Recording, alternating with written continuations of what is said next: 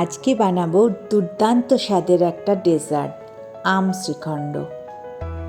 এর জন্য আমি টক দই অবশ্যই নিয়েছি, জল ঝরিয়ে।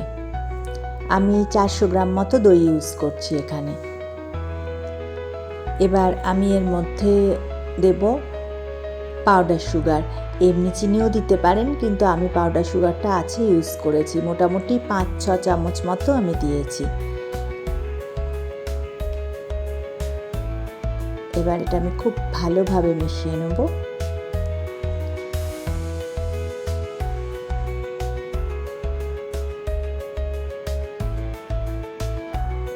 এবার এর মধ্যে আমি দিয়ে দেবো একটা পাকা আমের পাল্প। আপনারা একটা আমই যথেষ্ট, আপনারা চাইলে যদি ইউজ করতে চান আরেকটুও করতে পারেন।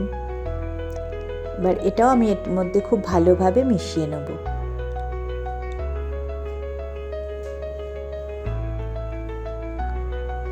খুব সিম্পল একটা ডেজার্ট, কিন্তু খেতে ভীষণ টেস্টি।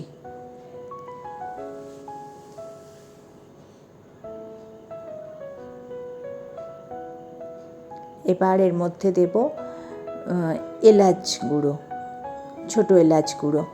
অল্প একটু দিলেই হবে, জাস্ট একটু স্মেলের জন্য।